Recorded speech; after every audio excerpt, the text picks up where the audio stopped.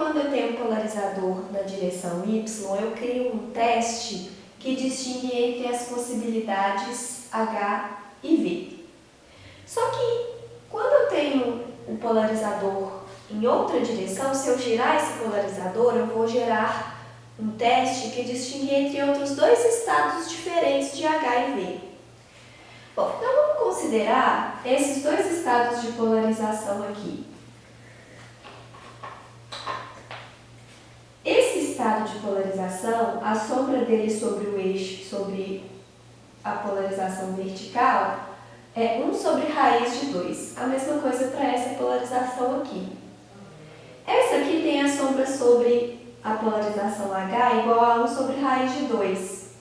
Só que essa aqui, a sombra está para o lado oposto, então eu vou dizer que a sombra é menos 1 sobre raiz de 2. É o mesmo tamanho, mas esse está para esse lado, essa sombra está para o lado de lá, então eu vou usar o sinal de menos para indicar esse fato. Então, com essas duas superposições, a gente consegue gerar dois estados de polarização distintos. Essa direção que eu vou chamar de mais e essa direção que eu vou chamar de menos.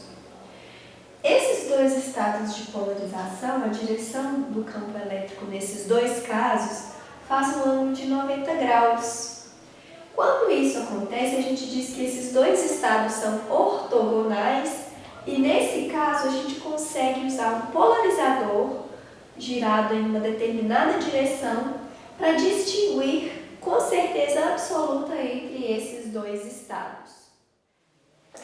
Bom, então agora eu vou imaginar aquele mesmo experimento em que o fóton passa pelo polarizador, só que agora eu girei o polarizador e ele absorve a luz que tem polarização ortogonal a essas retinhas e deixa passar os fótons que tem a polarização paralela a essas setinhas.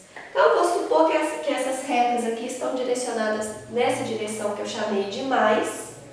Então, se um fóton nesse estado de polarização passar por esse polarizador, ele vai ser sempre transmitido. Se um fóton nesse estado de polarização, que é perpendicular a esse, passar por esse polarizador, ele vai ser absorvido sempre. Então, girando o polarizador dessa forma, eu consigo agora criar um teste que distingue entre as alternativas mais e menos. Eu vou dizer que a resposta associada a esse estado de polarização é a resposta mais, e a resposta associada a esse estado de polarização é a resposta menos. Bom, e aqui da mesma forma, o que vai acontecer quando o fóton tiver uma polarização diferente dessas duas? O que vai acontecer nesse caso? Nesse caso, eu vou ter as duas alternativas possíveis, cada uma com uma probabilidade entre 0 e 1. Ok, então vamos considerar agora o experimento em que eu passo por um polarizador orientado na direção mais, um fóton que tem uma polarização qualquer.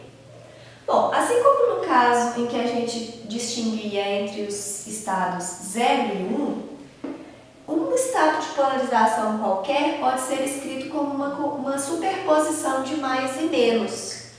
Então aqui está esse estado de polarização que eu chamei de φ.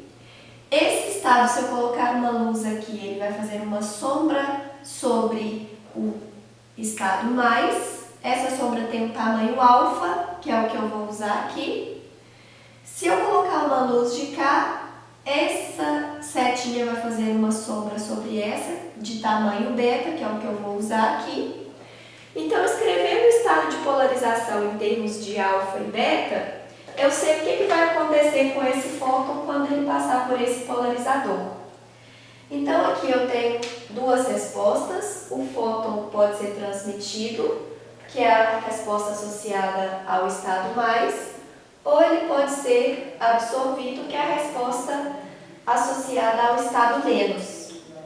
Se o estado de polarização do fóton é dado por essa superposição, a probabilidade de obter a resposta mais é igual a alfa ao quadrado e a probabilidade de obter a resposta menos é igual a beta ao quadrado. Então, tirando o polarizador, eu consigo gerar um outro teste, diferente do teste que distingue mais e menos, e o comportamento de um fóton com uma polarização qualquer aqui vai ser a mesma, vai seguir o mesmo raciocínio, eu preciso escrever esse estado de polarização como uma superposição dos estados mais e menos.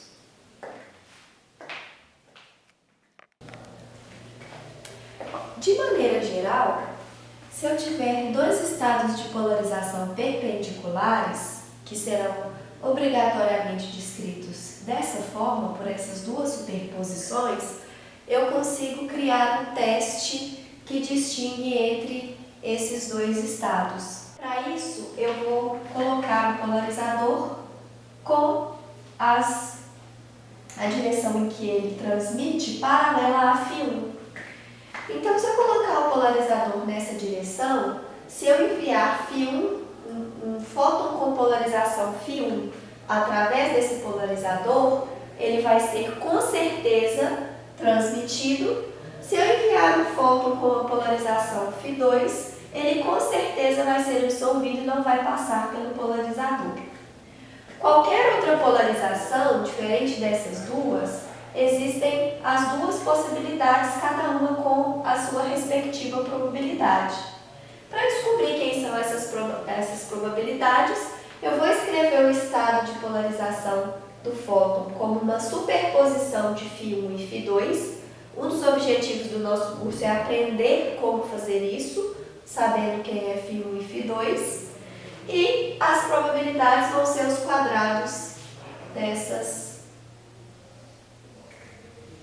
desses números gama e delta que eu usei na superposição. Então, dessa forma, eu consigo gerar infinitos testes distintos que distinguem entre dois estados não necessariamente iguais a 0, 1, mais e menos. Quaisquer dois estados de polarização que fazem 90 graus entre eles, eu consigo bolar um teste que distingue entre os dois.